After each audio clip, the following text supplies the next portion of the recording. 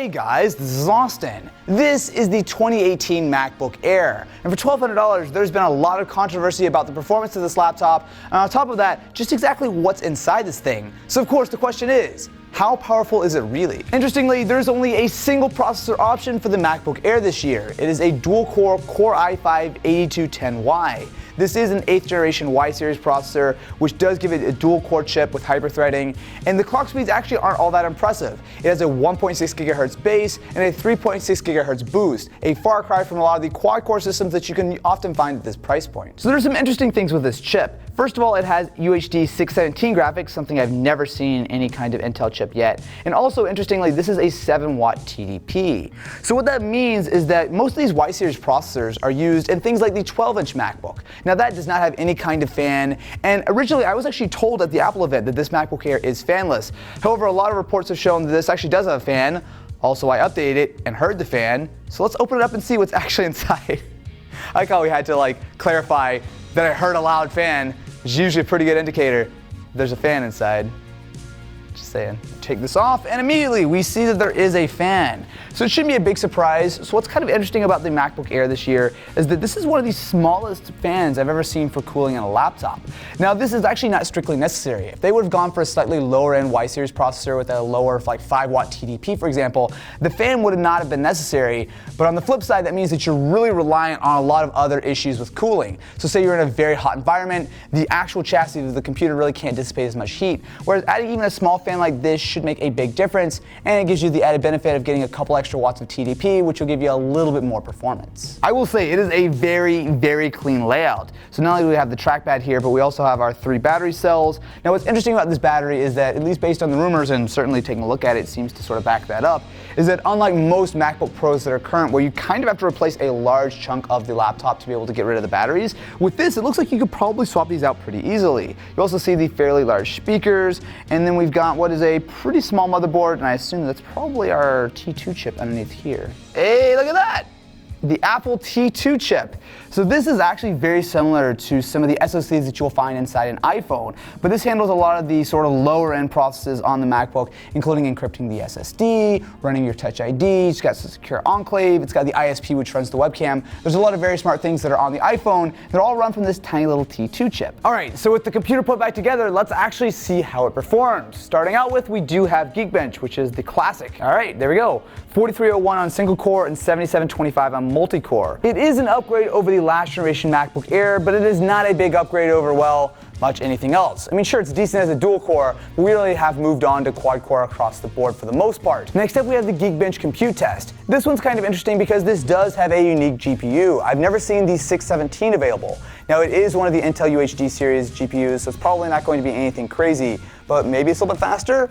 Maybe they added 2 more numbers to the last one I tested. This is 22135. That actually is a little bit faster. Huh. Now, to be fair, I'm running Metal right now, but that's actually pretty decent. So that's a fair bit over the 615, and that's closer to what you would find with the full UHD 620 graphics. I've got to say, we're just getting in the video, and I've already found some interesting stuff with this MacBook. Let's keep going and get into a little bit of Cinebench. So what's interesting here is I actually think that the Y series processors have been changed this generation. So not to get too far into nerd town, but traditionally Y series on the Intel side means that they're very, very low TDP chips, which are traditionally used in fanless designs. Now obviously this is slightly higher, and it is of course using a very small fan, but instead of getting the traditional dual core chip with the low end GPU, we're getting the same low end CPU, so obviously we need to keep that TDP low, but we are getting that bigger GPU. So for context, the 12-inch MacBook is $100 more expensive, and with that you get the Core M3, and that's not even really going to be on par with what we're getting out of this. You really would need to bump up to something closer to the Core i7 to get equivalent clock speeds, and I don't think you're going to get anywhere near that same GPU performance. Alright, so 121 on single core and 250 on multi-core.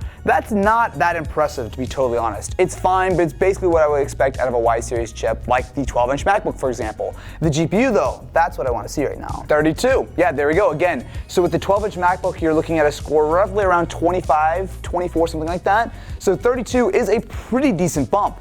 Now, all of this being said, this is not an incredibly powerful laptop, right? I mean, this is still a MacBook Air, it's still got a dual-core processor, but especially on that GPU side, I'm pretty impressed. Next up, let's test the SSD performance on the MacBook Air. Now, I do have the base model, which has a very, very tiny 128 gigs of storage, kind of not even cool at this point, but, well, okay, that's pretty decently fast. So 1,917 megabytes per second on the read and 476 on the write. That's pretty solid. So for context, that's faster than any other 128 gig drive I've tested, and it's not too far off of the 13-inch MacBook Pro with the 256 gig drive. This is a very fast SSD. Next up, we have something a little bit more intense, a full 4K video edit inside Final Cut Pro 10.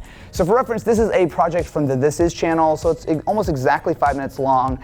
And it's a mix of ProRes, a lot of graphics and stock footage, and it's about, I don't know, 70% rendered or so.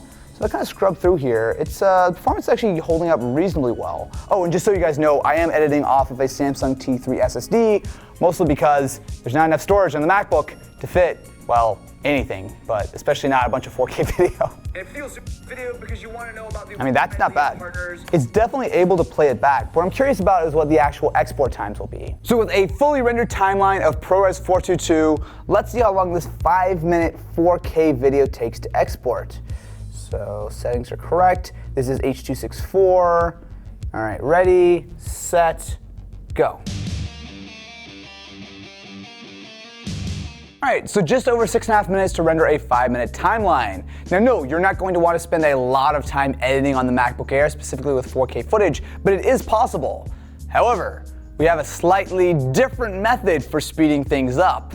In true building the ultimate fashion, the MacBook Air supports full Thunderbolt 3, which means that we can add an external GPU.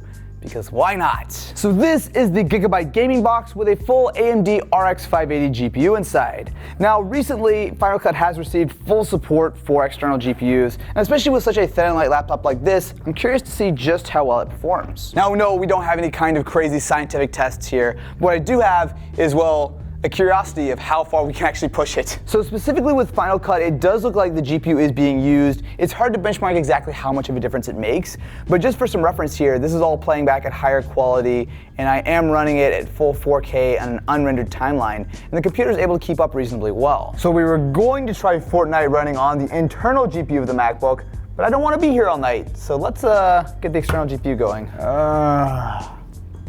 Why do we ever try to play Fortnite on Mac? This is always such a disaster, just waiting and crashing and just being garbage. So the new MacBook Air is a little bit more powerful than I expected, but it is definitely, did it just switch? Did it just start loading? What? Are you serious? It actually took 20 minutes to, oh, okay. All right, hopefully you guys enjoyed this video. The 13-inch MacBook Air is a little bit more powerful than I expected, and you can do some stuff with it, but don't get your hopes up, like playing a game of Fortnite or anything. If you're bored though, you can feel free to check out This Is, where there's lots of videos that aren't boring. If you'll excuse me, I'm going to go be really frustrated at why this is taking 20 minutes to load and then logs me out